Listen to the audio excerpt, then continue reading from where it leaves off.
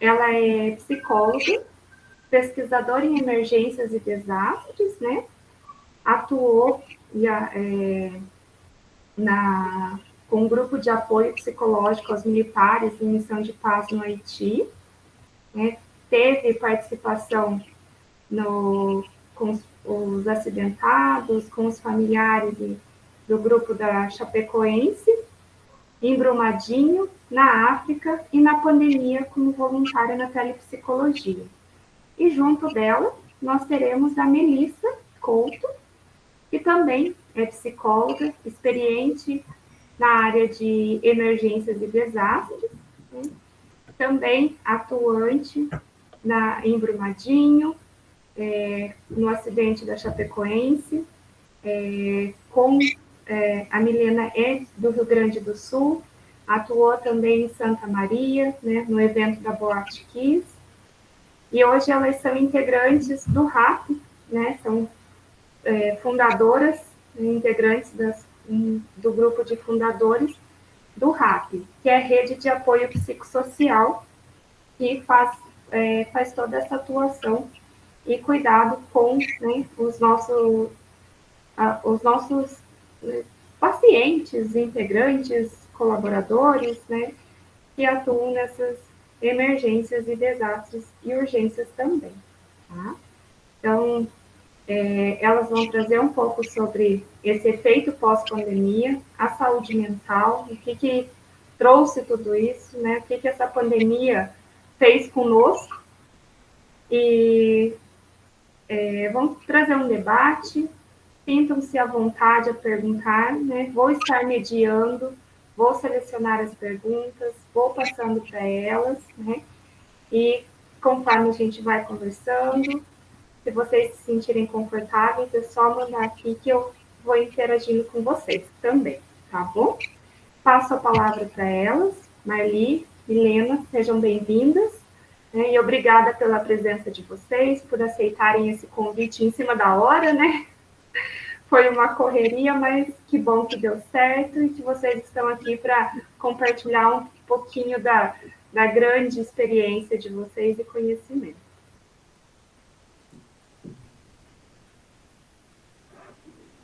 Então, boa noite a todos, né? A Marli me chamou, então, por esse convite que foi dado a ela, então estendeu, né? Justamente por a gente ter a rede de apoio psicossocial, então a RAP, e ter trabalhado fortemente, não só em todas as questões que a Luciana falou, mas agora na pandemia, né? Então, durante esses 20 meses, como uma atuação bem significativa no sentido de incluir, então, os primeiros socorros psicológicos, o apoio psicossocial dentro desses cenários, já que não era uma normativa liberada pelo nosso Conselho Federal, né? Então, em 26 de março de 2020 se dá uma nova normativa no qual se autoriza, então, esse tipo de atendimento remoto, que é, então, o atendimento de psicologia das emergências e desastres, e aí a gente começa a contar uma nova história, né? A partir desse trauma coletivo mundial, a gente começa a contar uma nova história nesse cenário, nessa área da psicologia, né? Então, a gente começa a entender que o cuidado, ele pode ser, sim, feito remotamente, até esse cuidado, né, que é um cuidado baseado em dois pilares, que são o acolhimento e o apoio, com uma prática e uma técnica muito vinculada à saúde mental, né, e não à clínica psicoterápica. E aí também a RAP, a partir dessa nova forma de atuar dentro do cenário de emergências e desastres, cria os primeiros protocolos mundiais, então, de primeiros socorros psicológicos remotos, né, por WhatsApp, por atendimento de telefone, e isso é um marco para a gente, né, para a psicologia, mas também para a psicologia das emergências e desastres, que vem aí, né, caminhando devagarinho em um cenário tão necessário, tão comprometido com o cuidado integral. E é um prazer a gente estar aqui hoje com vocês, né, Marli? É um prazer grande, porque o Conselho Regional de Psicologia do Paraná já é muito aliado ao nosso trabalho, então, né, não é a primeira nem a segunda participação nossa, né, enquanto rede de apoio psicossocial com vocês. A gente agradece muito a confiança e, e também o vínculo com o trabalho que a gente realiza, né, que é de suma importância, então, para a nossa classe. Quer dar um oi, Marli? Tá com o microfone fechado. Eu estava falando aqui, boa noite a todos e a todas. É uma imensa satisfação estar aqui nesse evento, né, o convite da Luciana, né, psicólogos aqui no CRP, e falar de um assunto tão importante, né, dessa emergência, né, grande que foi a pandemia, que nos trouxe sentimentos, emoções diversas, né, e nós, os profissionais da psicologia, também temos que estar preparados para o que vem aí, né? Então, a gente vai comentar sobre o que a Organização Mundial de Saúde está alertando, né? Os efeitos pós-pandemia, que é o nosso tema de hoje, né? E que nós temos que estar atento ao que potencializou as situações que foram se agravando. E no decorrer também dessa, né, dessa conversa, nós vamos falando da nossa experiência nessa área, na nossa experiência com telepsicologia, na nossa experiência com emergências e desastre, que a pandemia é uma emergência, né? Que causou muitos desastres. Então, a gente vai estar contextualizando e conversando com vocês sobre esse assunto aí. Estamos aí. A Melissa vai começar e depois eu vou continuando aí. E aí, né, Luciana, se as pessoas tiverem perguntas, vocês podem interromper e a gente vai fazendo esse bate-papo também, para não ficar depois lá no final, às vezes passa, né? E às vezes a gente pode contextualizar. Então, quem tiver pergunta, pode se manifestando e a gente vai respondendo. Bom, então a nossa conversa começa essa noite não tendo como não abordar, né, o que a gente vem passando nesses 20 meses. Então, o coronavírus, né, a Covid-19, então, é considerada a maior emergência pública de saúde pública que a gente teve na humanidade até hoje, né? Com isso, a gente entende que muitos olhares demoraram para chegar a nós, né? Porque foi uma emergência tão grande epidemiológica, né? Que para nós, psicólogos, entendemos como muito fomentada pela questão comportamental, né? Porque a gente sabe que a propagação e tudo o que aconteceu, o que a gente viveu, teve muito a ver com o comportamento, né? Por sermos vetores. Acho que pela primeira vez nós, enquanto cuidadores, dentro de um cenário de desastre, também corremos o mesmo risco de quem a gente estava cuidando.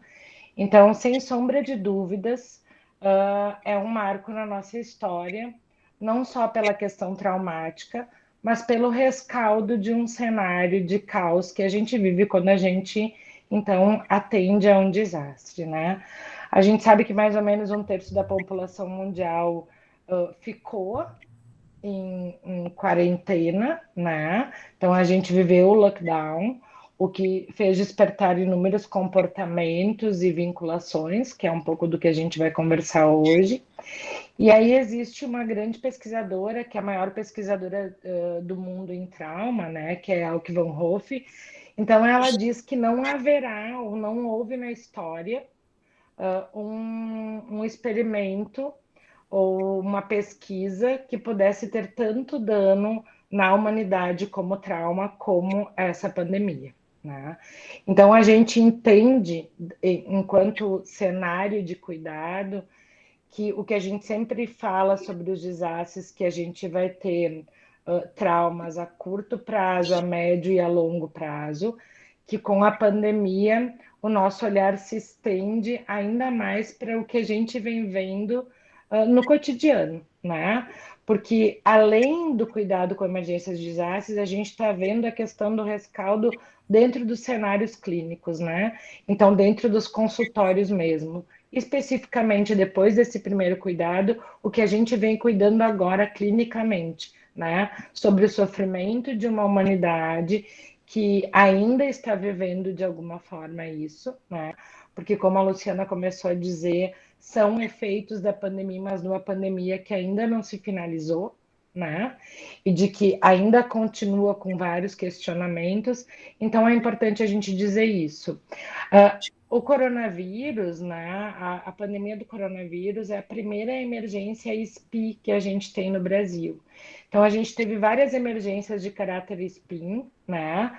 Que então são emergências de importância de saúde de importância pública nacional, mas o coronavírus é a primeira grande emergência de importância internacional que o Brasil vive ao mesmo tempo, junto com outros países, né, da nossa humanidade.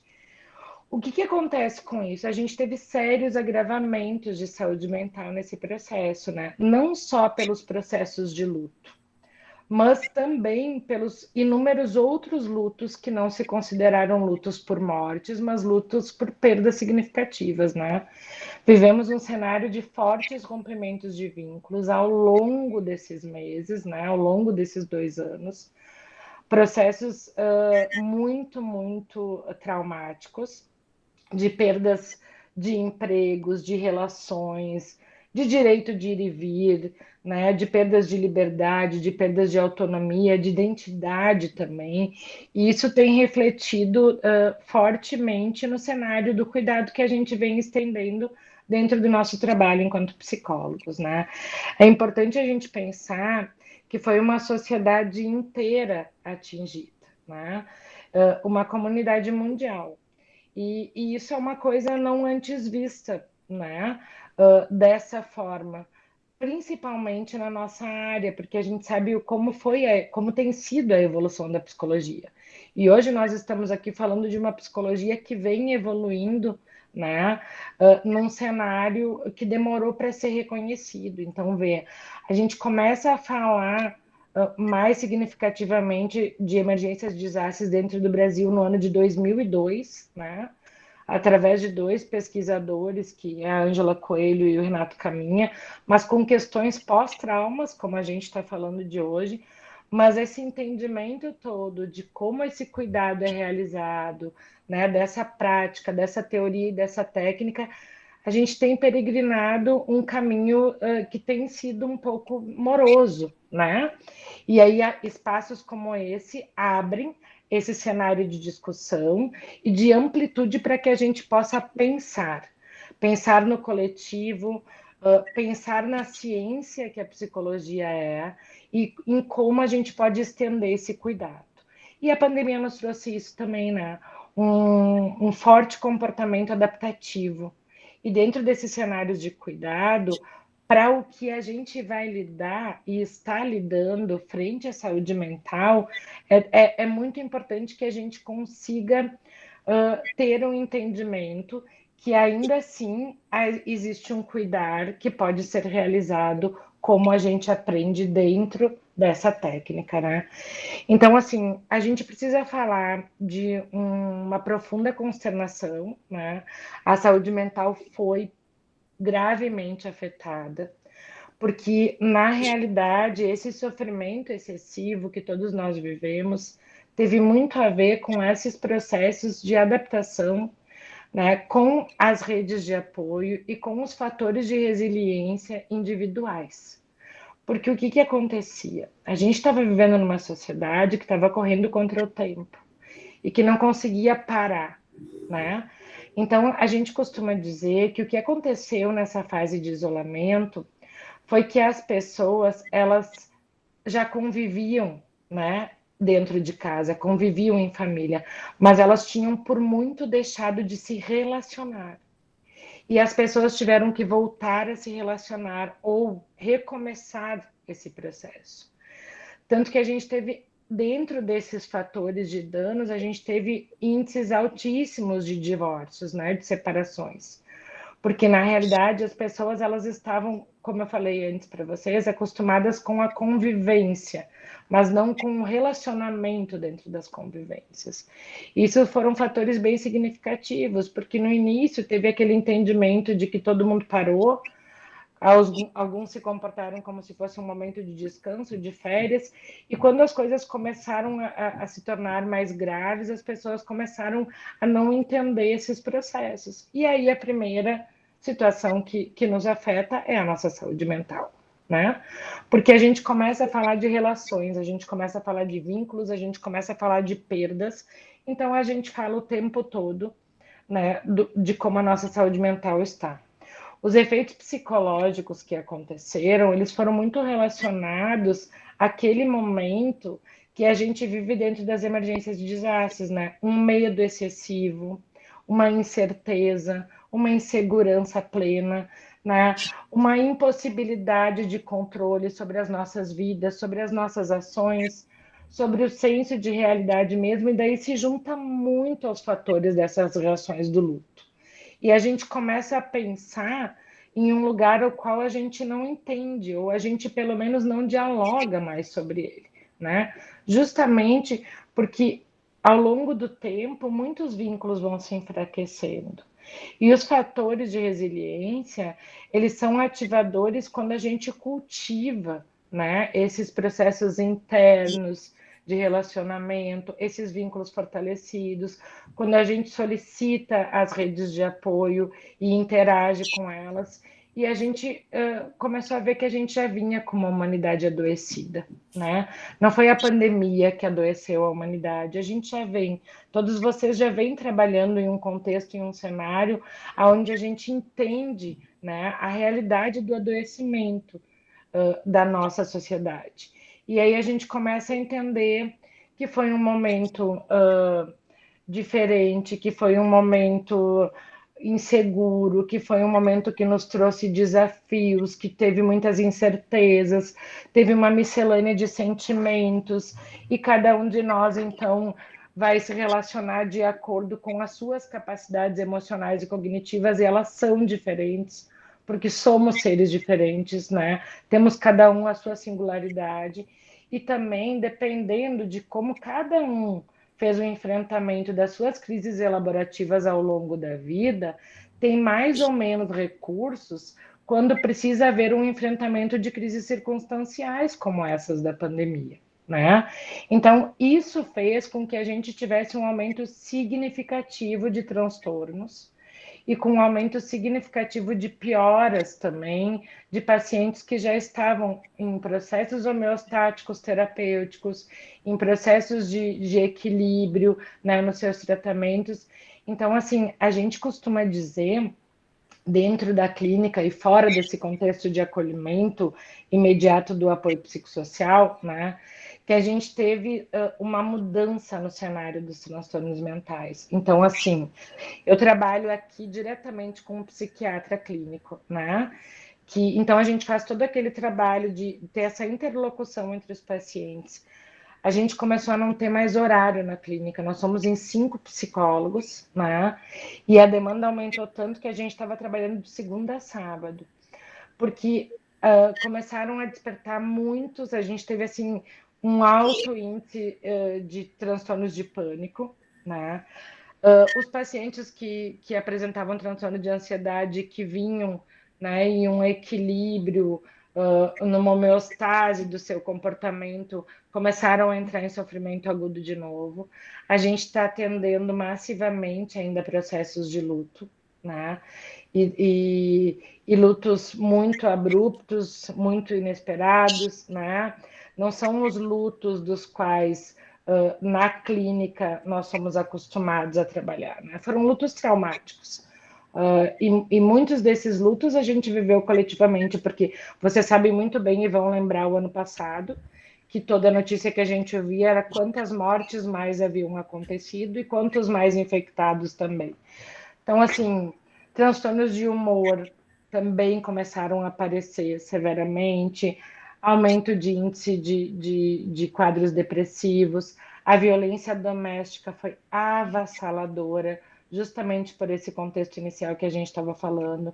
A gente teve no início uma baixa, né, de comportamentos suicidas por aquele momento inicial onde estavam todos juntos no mesmo lugar, mas posteriormente a gente teve um aumento significativo e uma elevação nesse quadro, né? Eu acho que esses impactos da saúde mental, eles afetaram não só as pessoas em si, os indivíduos, mas as comunidades em geral, porque as comunidades tiveram que aprender a se comportar e a se relacionar de uma forma que não estavam acostumados. E a gente começa a entender o fator diferencial de quem cuida, né? Porque anteriormente a gente cuidava sem correr risco. E agora nós estávamos não só nos preparando para cuidar e correndo risco, mas também montando equipes de cuidado que poderiam correr esse mesmo risco. Então, confesso para vocês que dentro de todos esses cenários que a gente atende, e que não são poucos, e que também são dores que não podem ser medidas, né, e nem avaliadas como piores ou como melhores, mas o que a gente viveu no cenário da pandemia foi não só avassalador, mas foi muito triste, porque permaneceu, né? Quando a gente atende um cenário específico, quando a gente vai atender um cenário específico de desastre, a gente atende pontualmente aquele dano. Então, geralmente, a gente sabe quantos foram os afetados, quantos foram os mortos, quantas famílias enlutadas, e com a pandemia a gente não pode ter esse tipo de dado. Então, cada estratégia, cada plano de ação, de trabalho, de cuidado, ele tinha que ser refeito diariamente. E a gente ainda costumava dizer, né, Marley, que bem no início era por turnos, não era nem por dias, porque coisas aconteciam de manhã e o cenário mudava completamente à tarde e completamente à noite, e a gente tinha que criar novas estratégias de cuidado. Então, a gente viveu um quadro de muita confusão, né? Principalmente porque, como todo mundo ficou isolado, qual foi o maior acesso das pessoas às mídias? E aí a gente sabe o quanto a psicologia luta e trabalha com essa questão, né, da força do boato, das fake news e o tamanho do dano que isso pode gerar em qualquer ser humano.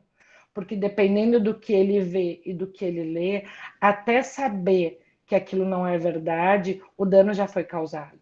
E isso é uma preocupação muito grande e que foi avassaladora nesse cenário, né? Além de tudo isso, a gente teve um impacto severo com o isolamento em várias áreas, das quais, para nós, para o indivíduo, são importantíssimas para que a gente crie esses laços e mantenha essas capacidades de enfrentamento. Então, a gente teve impactos econômicos, sociais e emocionais e afetivos ao mesmo tempo, né? Quantas e quantas famílias com diminuição de renda, quantas pessoas perderam seus empregos, perderam as suas funções, quantas questões de colapso em saúde pública, em falta de leito, em falta de respirador, né? Aqui a gente teve, foi a primeira cidade do Rio Grande do Sul, a gente teve bandeira vermelha, a primeira superlotação de UTI, foi muito complicado ali, né? 2, 3 dias de isolamento social, a gente no gabinete de crise, dia e noite, pensando em quais seriam as estratégias de saúde pública, de recursos, de auxílio. Então, assim, foram inúmeros fatores que uma sociedade teve que lidar junto ao mesmo tempo, sem entender o quanto isso teria uma funcionalidade do qual era a necessidade real, porque ela mudava a todo tempo, né? E aí a questão emocional e afetiva foi o resultado de tudo isso, porque daí a gente começou a lidar com maior adoecimento psíquico de uma população inteira, né? Crianças com altos índices de ansiedade, porque tiveram que... Foi toda uma adaptação e uma dificuldade, né, gente? Porque a gente sempre fala sobre os lugares e as possibilidades que a gente tem de recarregar as nossas baterias, as nossas energias, buscar o nosso amparo. E aí esse lugar que é o nosso lar passou a ser o lugar de estudo, o lugar de trabalho, o lugar integral o tempo todo, onde as pessoas estavam ali para exercer todas as funções que necessitavam. Então, a gente teve um aumento tão grave que a gente ainda não tem números para ele, né? A gente está vendo no nosso dia a dia. Tenho certeza que vocês todos já estão vendo isso no dia a dia profissional de vocês. E teve um outro complicador, que não é só o que chega a gente, mas o que a gente viveu também como humano que somos, né? Como nós ficamos frente a isso, como foram as nossas capacidades de ativar as nossas resiliências, como foram os nossos fortalecimentos, aonde nós buscamos amparo, aonde nós promovemos o nosso autocuidado, de que forma, né? Por onde. Então, o psicólogo ele ficou muito comprometido nesse processo todo, porque daí o psicólogo tem aquele lugar de ser quem ampara, de ser quem cuida, né? E aí, nesse processo todo, como ficou o nosso desamparo? Porque as pessoas estavam todas vivendo isso, mas nós também somos pessoas e também vivemos tudo isso.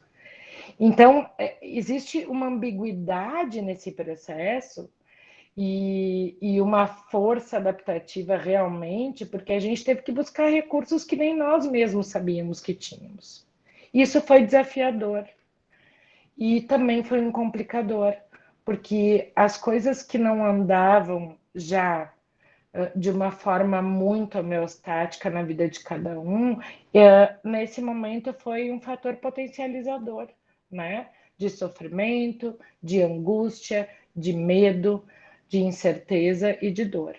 Então a gente começa a pensar que existem muitos pontos a gente avaliar, né? E aí a gente chama vocês a pensar nesses pontos de atenção que a gente teve que ter, que a gente está tendo e que a gente vai permanecer tendo em consequência de tudo isso que a gente viveu, do tempo que a gente ficou isolado, do tempo que a gente não pôde produzir como gostaria, das perdas significativas que tivemos, né, de todas as mortes que a gente viveu, não só mortes de pessoas, mas de todas as mortes no simbólico, que representam o lugar da onde a gente fala também.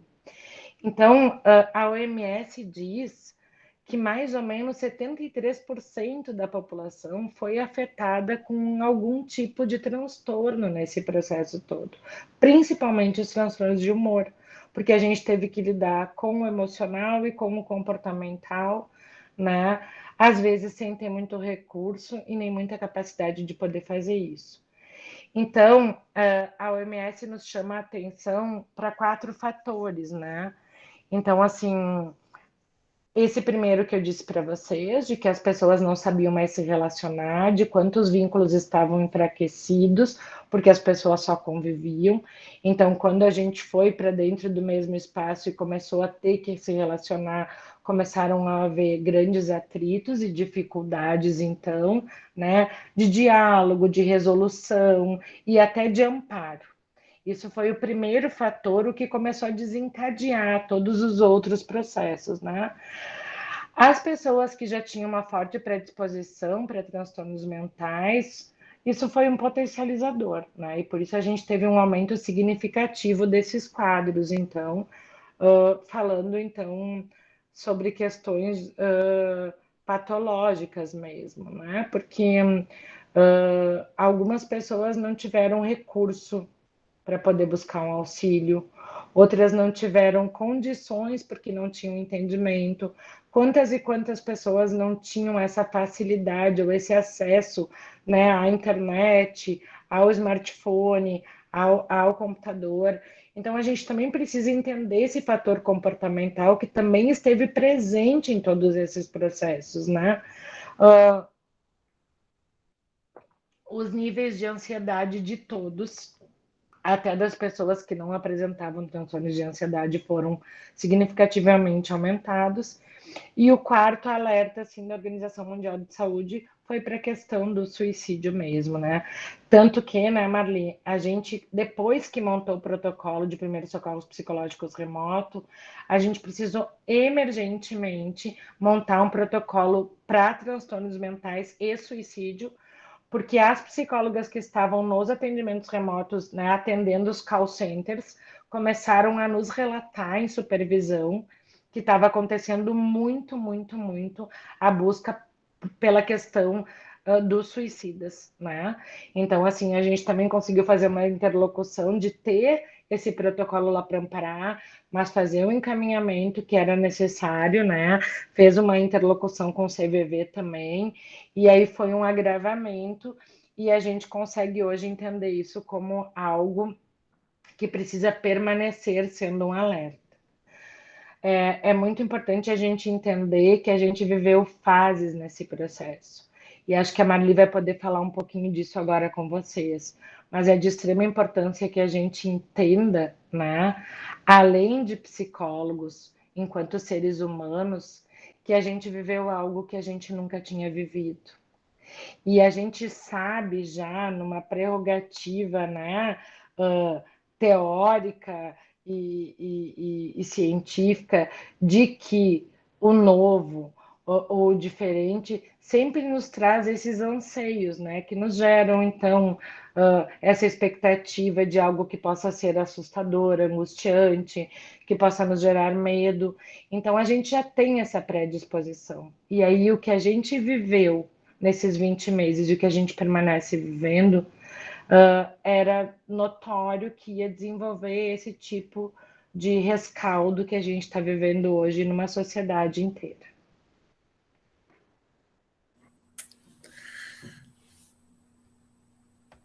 Então, né, boa noite novamente a todas e a todos. Eu vou falar um pouquinho de contextualizar essas fases, né, que a Melissa abordou, né, e essas fases irão nos ajudar a entender, né, que nós estamos, né, nós colocamos aí o efeito pós-pandemia, mas nós estamos no efeito pandemia, né, também. E justamente esses momentos, né, que fomos conhecendo e nos apropriando do conhecimento de como funciona a pandemia, né, os sentimentos afloraram de todas as ordens, né. Então, nós tivemos um primeiro momento, né, que é o impacto, né, do conhecimento sobre a pandemia, era em Wuhan, né, muito distante, né, nós não sabíamos que isso, né, agravaria dessa forma.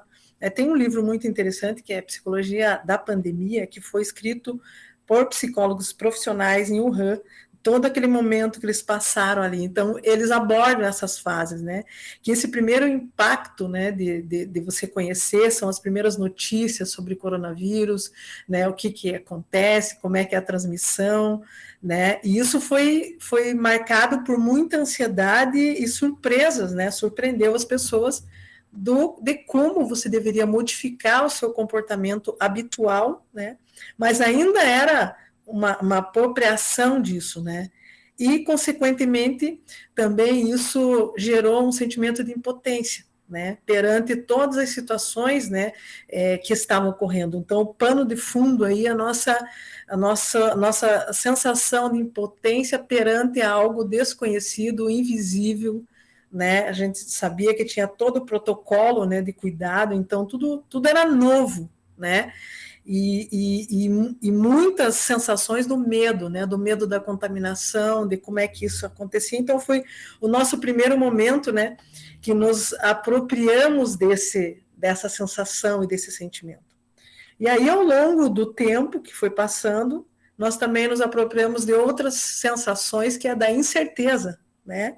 Da incerteza de vacina, da incerteza do que iria acontecer, né, decorrência do coronavírus, e aí um outro sentimento apontado por alguns autores é a angústia, né? Uma profunda angústia pela essa sensação, né, que já vinha de impotência, né, de insegurança perante isso, né? Porque a Maria Helena Franco diz: o ser humano busca em sua vida segurança, né? Ele busca isso em todos os momentos. Imagine, né, aquela sensação, né, que estava aí a pandemia, né?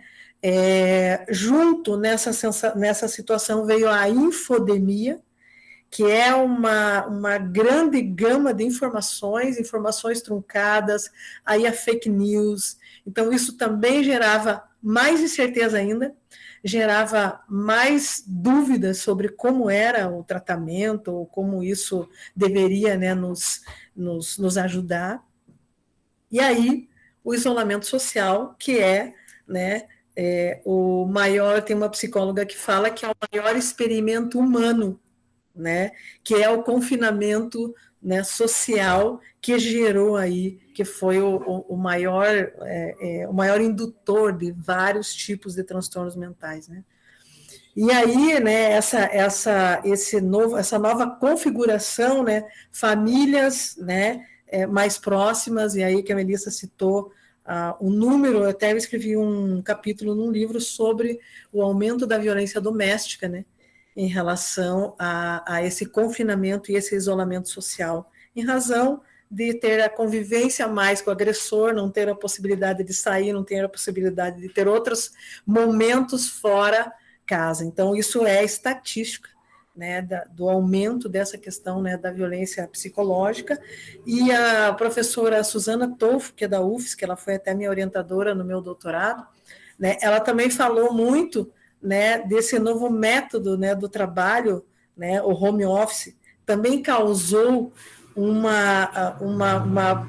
mistura, né, da sua parte profissional, da sua parte pessoal, né, sua vida privada, né, com a sua vida profissional. Isso também gerou níveis altos de estresse, porque no primeiro momento estava em casa, né, e depois, em outros momentos, você estava na sua casa, mas você estava trabalhando.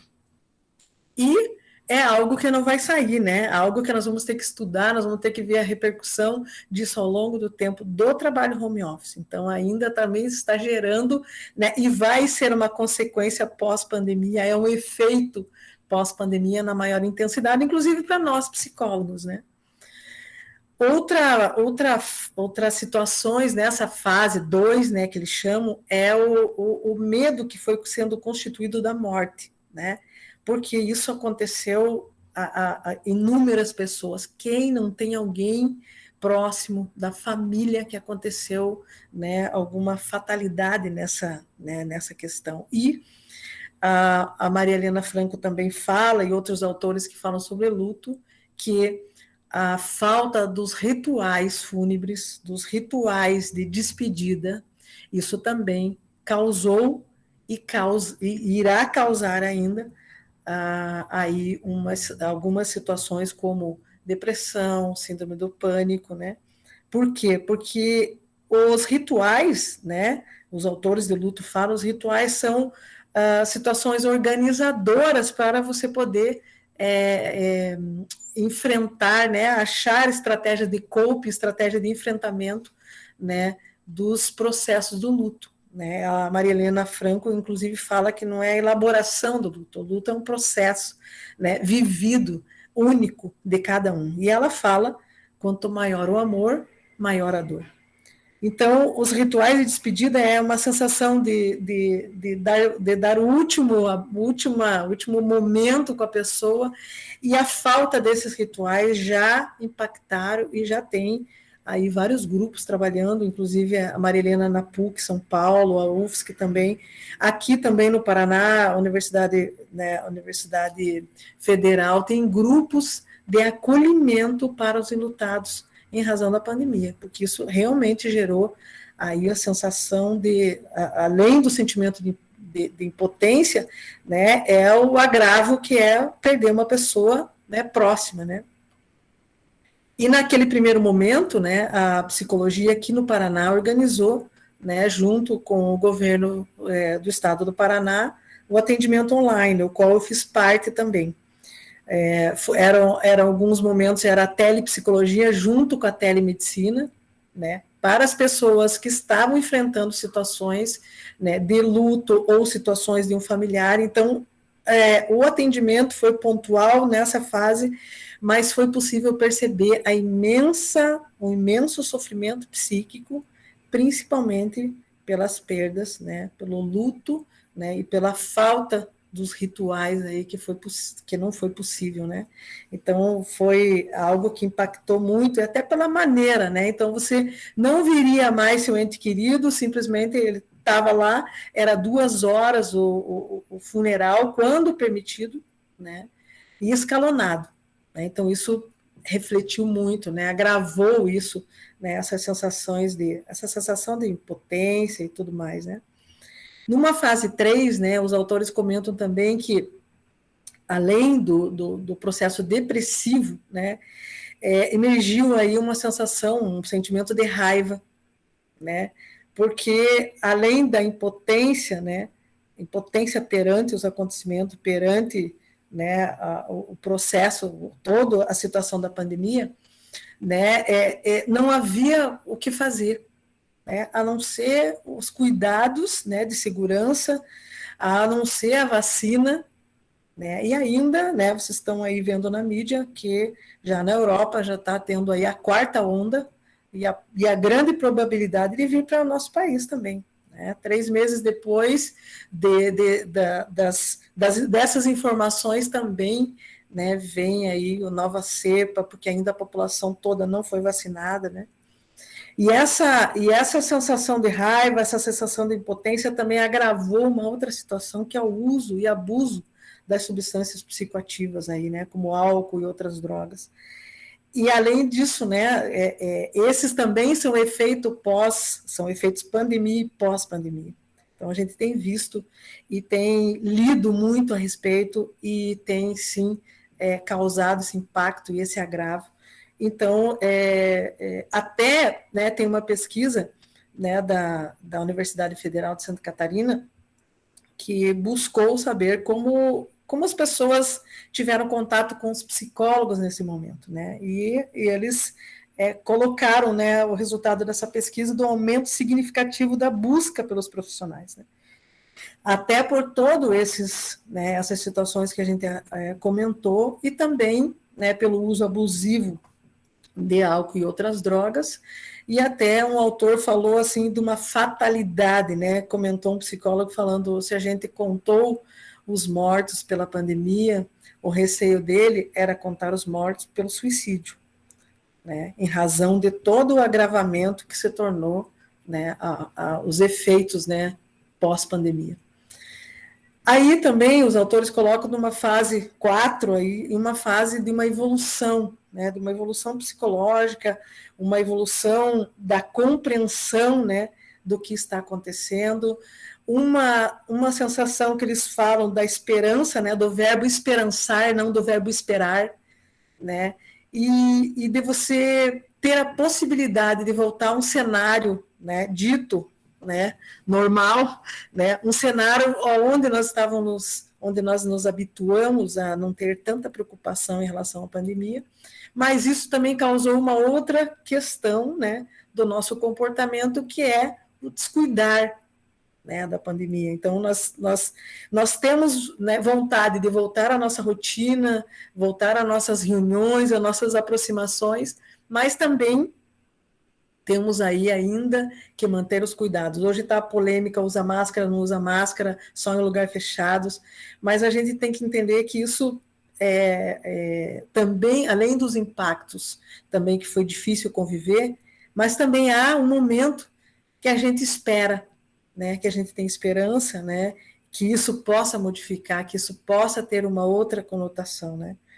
Mas a gente também pode dizer que numa fase 5, alguns pesquisadores também falam do processo, né, que aconteceu com as pessoas, não só do sofrimento, mas da aprendizagem, né, que foi a perda que tivemos da nossa convivência com os familiares, que foi também nos dado a possibilidade de reencontrar alguém, né, que o abraço se tornou diferente, né, que a aproximação se tornou diferente, né, que os momentos, né, que em algumas situações não dávamos tanto importância, começamos a dar importância nessa relação humana, né, que é o que uma autora fala, né, que nós voltamos a entender o quanto é importante as nossas relações, né, que os humanos devem ser mais humanos ainda, né, mais próximos, né, e o quanto, como a Melissa abordou, o vínculo, né, o nosso vínculo foi dado, né, como maior importância, né, tendo essas aproximações. E esse sentimento de esperança, né, que também ele é um organizador, ele é um fato também, ele é um momento de resiliência, né, para poder enfrentar essas situações, né, mais difíceis. na minha vivência, né, que eu tive alguns lugares que eu fui para o Haiti, que eu fiz minha tese de doutorado lá, e depois eu fiz um trabalho na África, que foi um trabalho que eu nunca tinha feito, que é o apoio psicossocial com crianças, né? E tinha a questão da ebola, né? Tinha a questão também no Haiti do mosquito chikungunya, que se você fosse contaminado, você não poderia voltar para o país. Você tinha também outros cuidados, né, em outros países. E a gente sempre, né, notava essa questão também do sofrimento psíquico em relação ao receio, ao medo da contaminação, mas ao mesmo tempo, né, na África, eu notava que a prioridade, né, das relações interpessoais, mesmo no meio, né, de um perigo, de um risco, as pessoas ainda tinham, né, essa prioridade, a expectativa também de dias melhores, mesmo num sofrimento tão intenso, né? Eu passei 20 dias em Moçambique e fui para uma comunidade lá chamada Muzumuia, que é uma comunidade extremamente carente, né? E esse momento, né, de sofrimento era muito mais nosso do que deles. Né? Então, assim, a gente nota e entende e compreende que esse sofrimento, né, por isso que eu trouxe essas fases, ele também tem as suas revoluções e ele também tem as suas modificações. Né? Então, nós estamos entrando numa fase, hoje, do efeito pós-pandemia, como diz a Organização Mundial de Saúde, 30%, um aumento de 30% dos transtornos mentais, né, com agravos aí no processo depressivo, caminhando aí para né, por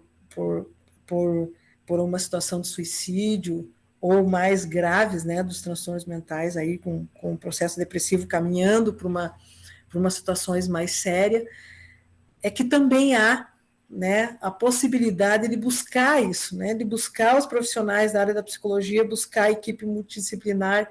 Nós também falamos aí também do governo poder acordar para as políticas públicas, né? Eu fui um tempo, né, estava um tempo como secretária de saúde da cidade de São Mateus do Sul, e a gente criou um programa lá que se chamava Humaniza, né? Não era só o CAPS, mas esses projetos, esses programas também das políticas públicas para poder dar conta disso, porque nós temos que pensar num coletivo, né? Nós temos que pensar num todo em relação a esses efeitos, né? E essa é uma forma, né, de criarmos políticas públicas capazes de dar conta, né, do que está acontecendo e do que vem ainda, né, o que tem por vir.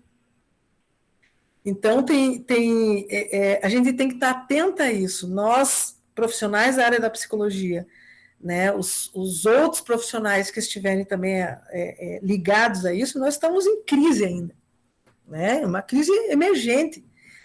Né? Então, nós que trabalhamos, a gente fez a nossa pós-graduação dentro da psicologia, emergências e desastre, né? Dentro, né, dessa prerrogativa que nós trabalhamos é o PSP, os primeiros socorros psicológicos, os primeiros auxílios emocionais, né, como eles chamam, que foi isso que foi aplicado pela Cruz Vermelha nos Estados Unidos, com aquela situação das Torres Gêmeas, em outros locais também, é usado pela Cruz Vermelha, é usado, né, por outros países, e ele tem alguns passos que, entre eles, é a escuta, o acolhimento, a formação de vínculo, né? E um dos pressupostos dos primeiros socorros psicológicos é assistência prática. O que aquela pessoa precisa naquele momento? Né? Quando nós trabalhamos em Brumadinho, né, então nós ficamos naquela parte inicial que era que estava o nome da cidade e as pessoas ficavam muito lá e a gente ia lá fazer o acolhimento das pessoas. Na psicologia emergência e desastre a gente diz assim, ó, a partir do momento que você entra em contato com a pessoa, você faz a escuta, você só sai dali quando ela estiver em segurança e quando ela tiver com assistência prática, seja médica, seja psicológica, seja a rede socioafetiva dela, né? Só sair dali quando ela estiver em segurança. Então, a diferença, né, da psicologia clínica em outros espaços é que nós estamos lá sem tempo determinado para o acolhimento da pessoa. Então, não é uma psicoterapia, né?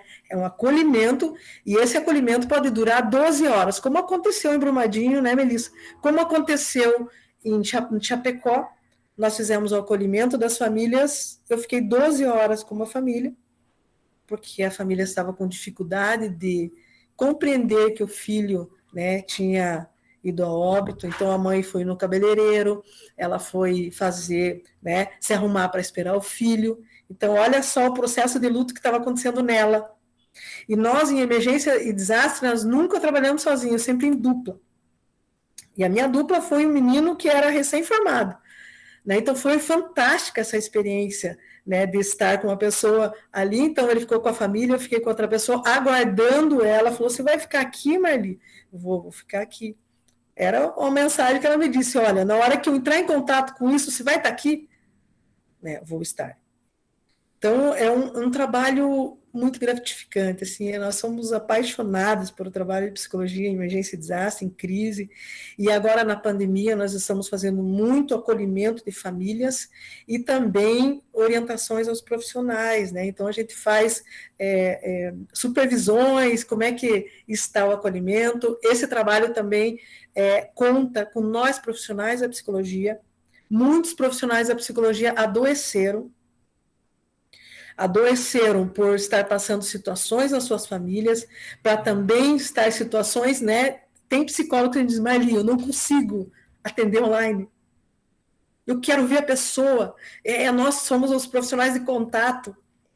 Então, nós não podemos só olhar para o outro, nós temos que olhar também para a nossa categoria, para os profissionais da psicologia, também adoecidos, também depressivos, né? Também com medo. Quantos profissionais da área da psicologia tiveram que trabalhar na pandemia? Né? Os psicólogos hospitalares, né? Sem ainda, né? Eu estou presidente do Sindicato dos Psicólogos do Paraná também. Entendemos aí a dificuldade que não é só o médico que recebe insalubridade, o psicólogo não. Mas ele está no mesmo espaço, ele está na mesma convivência, ele está no mesmo risco. Então, também afetou os profissionais da área da saúde imensamente, que também os efeitos pós-pandemia estão aí. Profissionais afastados, tentativas de suicídio, depressivos, né? Aguentaram firme, linha de frente. Né? Linha de frente não foram só médicos, enfermeiros, foram os auxiliares de serviços gerais, né? Inclusive os psicólogos também fazendo plantões, e tem várias instituições que os psicólogos estão fazendo plantão. Então, os efeitos pós-pandemia também está presente na nossa vida, né? Nós não estamos só falando dos outros, estamos falando de nós também. Como é que a gente também foi resiliente em relação a isso? Nós, da emergências e desastre, né? A nossa estratégia de coping era chorar à noite, era tomar um chimarrão lá com os gaúchos, tomando chimarrão para conversar. Então, nós também, nosso terapeuta postos para falar para nós chorar as pitangas lá por telefone. Então, nós temos que olhar o ser humano, né, de todas as formas. Nós também estamos sofrendo. Nós também temos sensações e sentimentos em relação aos nossos pacientes, aos nossos familiares. Né? Impacta também quando assistimos números de mortes, né, contagem. Então, eu acho que o que ainda temos aí a aprender, né, com tudo isso, é o quanto nós podemos ser acolhedores com nós mesmos e com o outro, né, com a dor do outro, né, como diz Jung, ao tocar uma alma humana, seja apenas outra alma humana, né, para a gente poder entender todo esse nosso momento, né. Então, se fosse aqui, eu ia contar a história para vocês de todos os lugares que a gente foi, muita coisa, muitas experiências, né? Mas eu queria deixar também o pessoal poder perguntar, contextualizar com a gente, né? Conversar, né? Com esse momento aí. Eu acho que é importante esse tema, né? É importante a gente refletir sobre isso, né? Então é isso, Luciana, deixar um pouquinho para as pessoas também fazerem perguntas. Obrigada, Melissa. Obrigada, Marli. Muito enriquecedora, né, a fala de vocês. O Fábio Torres, ele apontou, né, foi bem o que você finalizou a sua fala, né, que ele considera que todos nós, os profissionais da saúde mental, fomos afetados com maior intensidade. Além de cuidar da saúde mental dos pacientes, houve a necessidade de cuidar do seu próprio estado mental. Então, isso todos nós que atuamos, né, em diversas áreas da saúde, acho que tivemos esse momento, como você também pontuou, né, de chorar, de respirar, de sair correndo, de voltar correndo, né? E ele também complementa, né, o Fábio complementa que ele trabalha no CAPS, no município do interior de São Paulo, e que a unidade de saúde dele não parou de trabalhar em momento algum. Compartilho do Fábio esse mesmo sentimento, e acredito que mais participantes da palestra, também não parei de trabalhar em momento algum, atuo dentro do hospital. Então, o mesmo processo de saber a hora que eu entrava, mas não sabia a hora que eu ia sair do hospital, e vivenciar tudo isso, né? Como fazer, de repente a gente tinha aquele rótulo, né? Se a psicóloga está tranquila, a gente pode ficar tranquilo. Se a psicóloga ficou nervosa, né, a gente vai ficar, meu Deus, o que a gente vai fazer, então? E acredito que isso de muitos outros, né, áreas de atuação também. Eu acho que é bem importante, Luciana, falar assim para, né, para devolver a tua fala e linkar com a do Fábio. Uma coisa, eu estou vendo que está vindo outra pergunta aí sobre protocolos, mas duas coisas importantíssimas que eu preciso dizer é que toda vez, sempre que a gente monta um cuidado em emergências de desastre, uma intervenção em crise, o primeiro grupo de trabalho que a gente monta é o cuidado com os cuidadores. Então, a grande preocupação é de que aqueles que estejam cuidando estejam sendo amparados com o cuidado do outro. Então, nunca vai haver uma intervenção em crise sem que haja um lugar. Congelou, ministro. Grande questão que eu acho que é importantíssima de se dizer, porque daí complementa isso que tu e o Fábio estão dizendo. Então, agora, quando nós montamos os trabalhos em pandemia, a gente fez igual. Para vocês terem uma ideia, o único grupo de psicólogos atuantes que a gente botou em campo foi psicólogos para cuidarem das equipes das linhas de frente. Então, psicólogos para cuidarem dos profissionais de saúde, dos profissionais que estavam nos CAPs, nos hospitais, e aí esses psicólogos depois tinham um lugar de cuidado deles conosco, né? Através de um processo grupal, porque daí a gente precisava usar isso como um momento de supervisão, mas também de acolhida, né? De uma estratégia de coping para que aquele espaço fosse utilizado com instrução, informação, capacitação e acolhida. E a segunda coisa, que eu não consegui ler tudo agora que a Bruna mandou, mas o que se fez mais do que demonstrado nesses cenários é do quanto faria diferença se as equipes de CAPs e as equipes hospitalares tivessem uma pequena capacitação de primeiros socorros psicológicos, uma capacitação básica, né, de apoio psicossocial, porque isso daria não só mais estrutura, ferramentas e subsídios para atuação, mas também seria algo regulador para si, porque aí a gente também estaria inserido nesse processo de entendimento do cuidado. Então, assim, o que a gente acaba entendendo em todo esse processo? Né? Além do que o Fábio falou, do quanto nós somos humanos, eu falei antes, a Marli reforçou também em toda essa fala dela, é que nós precisamos nos colocar num lugar de entendimento de que a psicologia, ela nos amplia para isso, nos coloca no lugar de humanos. Né? Essas vinculações, elas só podem ser feitas pela disposição que a gente tem empática e afetiva e de compaixão em processos de cuidado em crises, né?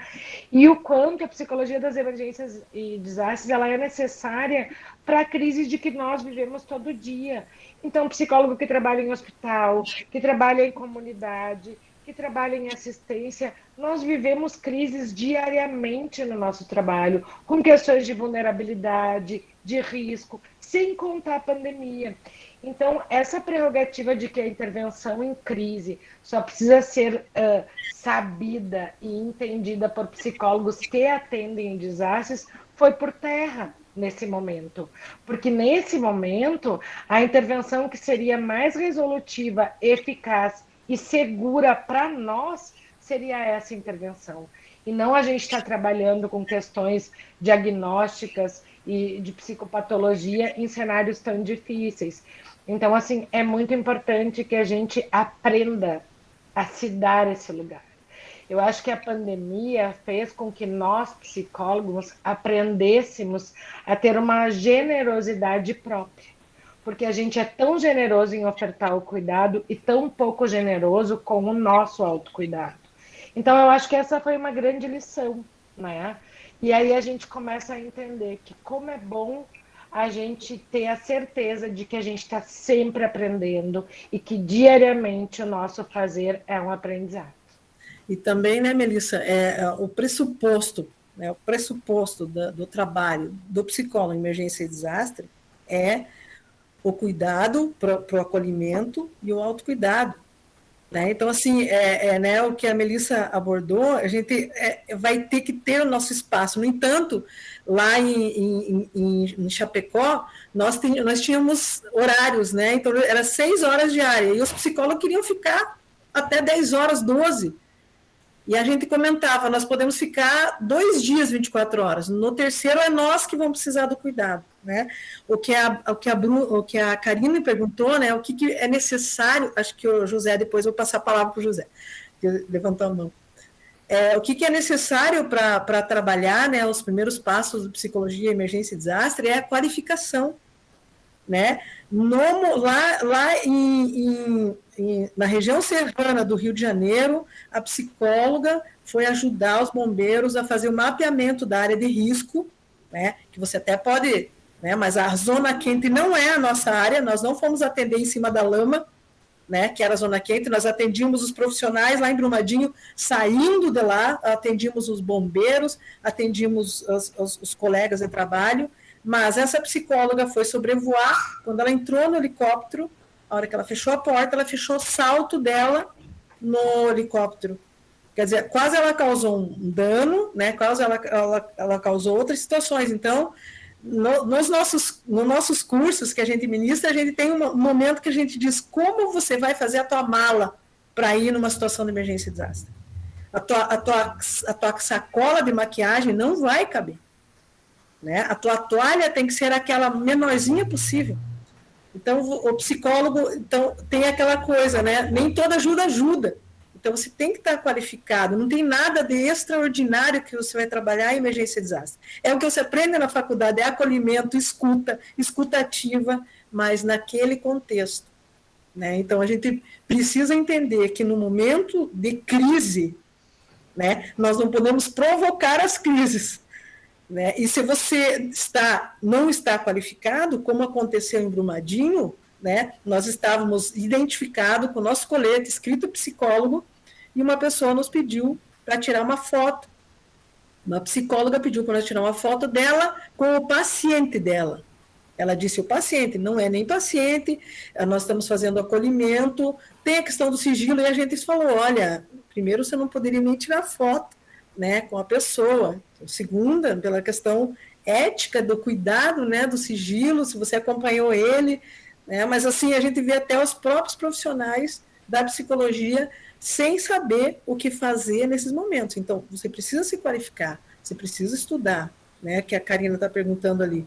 Então, sem isso, sem o mínimo conhecimento, você pode, inclusive, ser uma pessoa que vai ter que ser ajudada lá, né? como aconteceu de algumas pessoas em Brumadinho, né, os familiares, porque ainda pegava o sinal do celular, né, então eles achavam que a pessoa estava soterrada, então os familiares desesperados foram atrás, então eles também precisaram ser cuidados, retirados pelos bombeiros. Então nós temos que tomar esse cuidado de a gente não ser mais uma pessoa, né, que tenha que ser ajudada lá e até piore o contexto. José, você levantou a mão? Seu microfone. Levantei, sim. Primeiro ponto é que eu anotei o máximo que pude do que vocês duas falaram. Quero agradecer bastante a contribuição de vocês. Tem uma série de comentários, vou me restringir a bem poucos. Primeiro eu queria falar sobre suicídio. Não sei quanto a vocês, mas não parece que o suicídio aumenta na medida em que as pessoas têm que se haver consigo próprias e não suportam isso?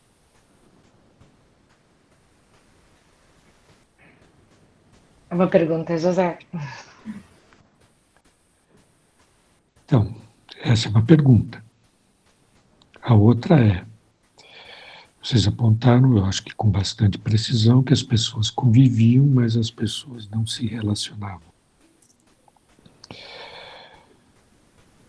Normalmente, o que a gente vê nos contextos familiares é que esse, aspas, relacionamento familiar está sempre intermediado por coisas que variam bastante, desde o celular na mesa, como se um estivesse falando pelo WhatsApp com o outro na mesa, né? Na mesma mesa, e também com o fato de que em muitos lares a gente vê televisão e outras coisas participando do contexto familiar. Não preciso chamar ninguém a olhar o que as televisões mostram para saber o quanto de tóxico tem nisso. Mas é interessante a colocação de vocês, porque na medida em que as pessoas tiveram que conviver consigo próprias, elas também tiveram que se perguntar a respeito do que elas são para o outro. E me parece que esse foi o grande problema. Porque, nesse momento, ninguém sabia muito bem o que era para o outro. E aí sim a dificuldade de se localizar. E penso que aqui está o principal ponto que toca ao luto não realizado, que fica em suspenso em muitos aspectos. A fala de vocês toca isso de uma forma diferente do que eu estou falando, mas penso que se alguém se propõe a ajudar, ajuda bem quem não atrapalha, né? Uhum. E principalmente porque não se dá para se colocar ali como nós vimos acontecer no início da pandemia, quando pessoas que nunca sequer tinham entrado num consultório para atender uma pessoa, nem mesmo na faculdade, de repente estavam se propondo a fazer atendimento como que sendo especialistas da área. O que causa um certo problema, né? Porque há uma certa mistura entre o que é que se pretende fazer para poder tirar foto e ficar bem na rede social, dizer, estou ajudando isso, estou ajudando aquilo, do que realmente alguém que tenha um trabalho e que possa fazer isso sem que tenha que aparecer o seu ser como sendo o ser magnânimo, enorme, brilhante, dourado e etc., pelas tantas coisas que fez. Não é? Acho bastante importante também frisar que quando vocês falam da escuta, acolhimento e formação de vínculo, essas são as coisas mais básicas que se tem numa psicoterapia. Agora, as condições de psicoterapia incluem outras coisas a mais. Exatamente. E é preciso fazer essa diferenciação. Uhum. Meninas, eu tenho uma série de outras coisas a perguntar, mas vou ficar por aqui. Então, muito importante que você falou, José, e uma coisa que você fala no final ali, nós chamamos os turistas de desastre, vai lá, tira uma foto em cima da lama, com o cenário atrás, e vão embora. Então, são os turistas de desastre, são os profissionais que fazem isso, porque querem pôr nas redes sociais, ou qualquer coisa assim, né? No entanto, na nossa rede social, que é a RAP, Rede de Apoio Psicossocial, todas as fotos e que a gente tem de todas as nossas intervenções, elas são autorizadas, né? Porque senão você só fica pondo, né? E outra questão que você falou da questão do sofrimento e suicídio, a pandemia escancarou isso, né, gente? Ela escancarou, ela realmente potencializou o que a gente não queria ver. Quando a gente sai, faz uma mil coisas, sai de casa, corre, a gente realmente camufla algumas coisas, né? E aí você falou assim, não escancarou realmente o sofrimento, com certeza, ela potencializou o que já existia, né? Não só criou, né? Talvez em algumas situações sim, mas também potencializou nós encararmos o nosso próprio sofrimento, né? Me parece, desculpa, vou insistir. Me parece que o ponto. A nossa comissão tem uma particular condição de se preocupar com o profissional. Me parece que um dos grandes problemas que nós temos é exatamente nesse ponto. Que, recentemente mesmo nós tivemos um exemplo de que o profissional se considerava que a sugestão de formação profissional, a formação do profissional, considerava que era suficiente a quantificação de informação e ordenamento dela aos modelos do discurso universitário. Acho isso um pouco problemático, porque é muito fácil haver uma mistura entre o ego de um com o ego de outro e outras coisas. Queria só lembrar que vocês próprios apontaram a palavra trauma no início e várias vezes repetiram a palavra impotência. Vamos tomar o trauma pelo radical dele, né? Quanto que disso é de imaginário? É exatamente nesse imaginário que me parece que todos nós somos muito tentados a sair da casinha. Porque justamente na falta de haver uma coisa que coloque limites muito claros, digo assim verdadeiramente para vocês, essa pandemia não me assustou. O que me assustou foi a produção excessiva de ver as pessoas colocando uma causa externa a si como sendo a causa do sofrimento. O que é corriqueiro, né, na nossa sociedade, José. Eu queria tentar, né, reduzir para poder te dizer um pouco, né, juntar tudo isso que tu está falando. Acho que poderemos pensar em outros momentos, né, Luciana, assim, sabe que a gente tem muito esse comprometimento, né? Então, quando não pode a Marli, ou não pode eu, ou não pode o Marcelo, mas a gente tenta sempre se fazer presente nesses espaços, porque eu acho que não só o esclarecimento, mas o diálogo sobre os temas são o que fazem que essa compreensão seja ampliada por todos, para que justamente não aconteça isso que tu está dizendo, né? A Marli citou muito a Lelê, o que é uma inspiração para a gente, né? Porque em se falar de luto, tudo que a gente aprendeu foi com ela, e tem a honra de poder ter ela, né, no suporte, e eu particularmente tenho algo muito pessoal com ela, porque toda a atuação que eu gerenciei o apoio em crises, a Lelê falava no telefone comigo, quando eu coordenei a Boate Kiss, quando eu coordenei lá na Chapecoense, que eu conheci a Marli. Então, assim, o que ela disse desse momento, lembra, né, Marli, a gente falando, é que todo mundo virou especialista na pandemia. Todo mundo começou a fazer live, dar curso, e proporcionar tipos de atendimento sem formação nenhuma. Eu acho importante a gente ressaltar, José, que a gente já vem na luta há um tempo para que a questão do suicídio seja incluída no Brasil dentro das emergências de desastres.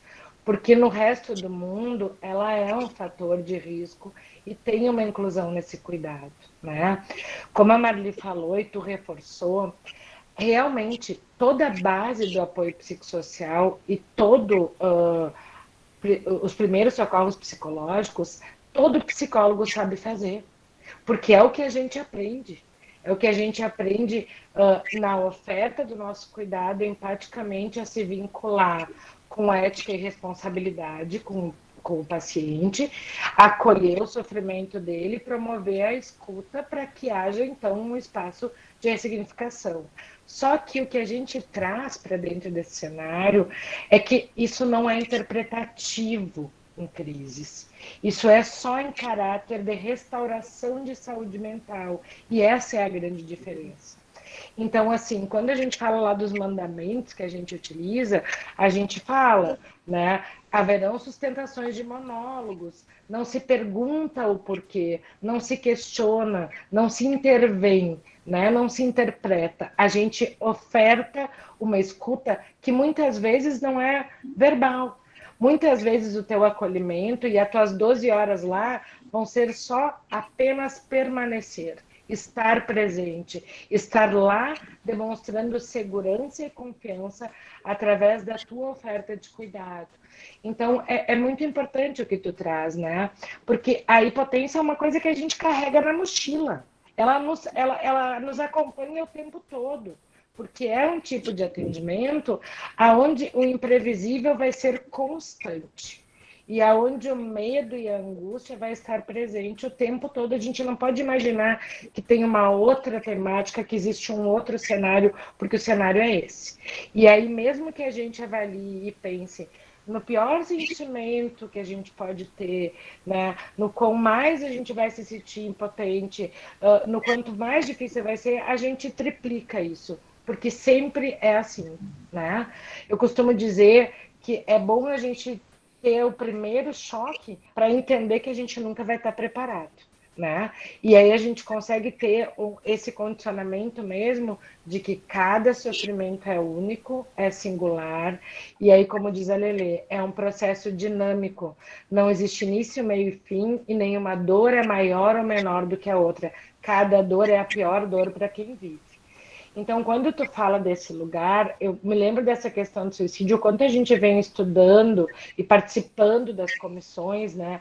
Tanto nos estados quanto no governo federal, levando projetos para trazer isso como uma realidade, porque a gente tem um alto índice, esse aumento no país, justamente por esses comportamentos que a gente vem falando que a humanidade está tendo, né? Então, quando tu traz essa questão de que o outro não conseguiu lidar consigo, é o que a gente vê acontecer, né?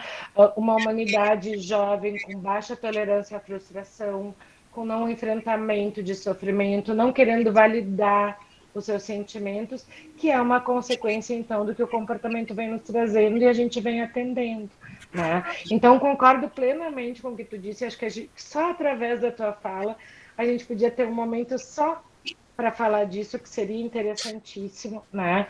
Mas aí a gente também entende, né, José, o quão é necessário a gente estar como a gente está hoje aqui, né? Podendo dialogar sobre esses processos que são fundamentais para que a gente mostre que o olhar precisa ser mais amplo, né? Porque a gente vem de um adoecimento que não é de hoje, que não é de uma questão pandêmica, e que as pessoas têm muita dificuldade de tratá-los como reais, né?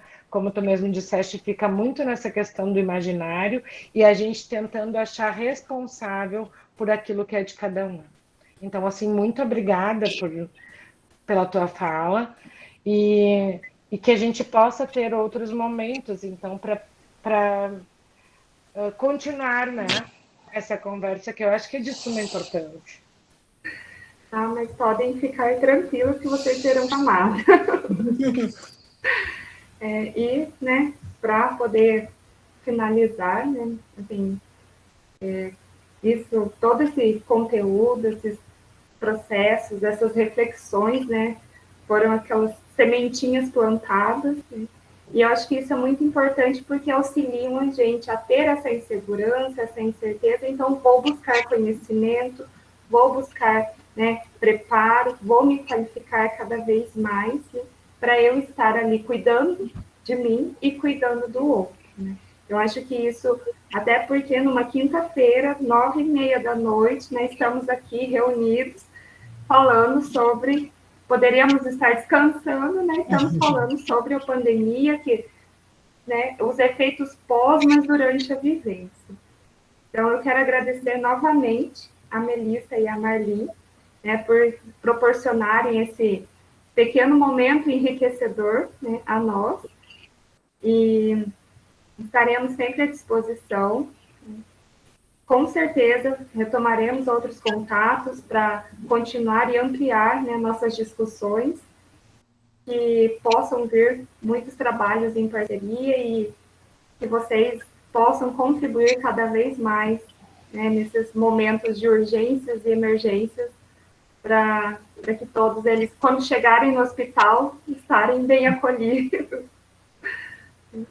Então, eu agradeço bastante.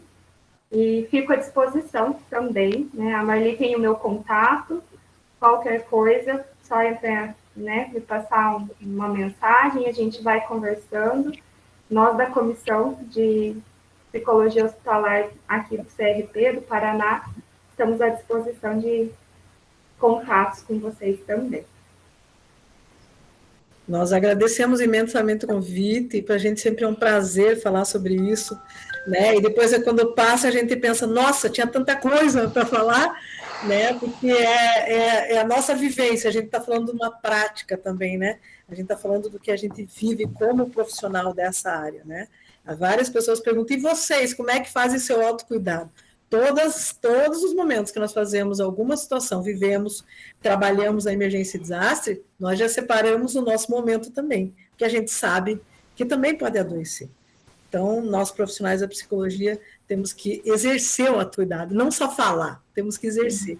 E foi um grande prazer estar aqui falando e dividindo, né, as nossas andanças por aí com vocês. Muito obrigada.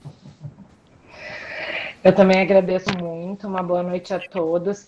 Só para dizer para vocês que eu não sei como eu entrei pelo e-mail do meu filho, então, né, vocês me acham... Está aqui o nome do Eduardo, mas vocês me acham como Melissa Couto, psicóloga, em todas as redes sociais. Vão lá na RAP, as nossas redes sociais estão todas com o mesmo nome, RAP, Rede de Apoio Psicossocial. Façam contato para a gente poder ficar com vocês, o que a gente tiver, o que a gente puder auxiliar, né, o que a gente puder enviar de material que vocês precisarem, estamos à disposição.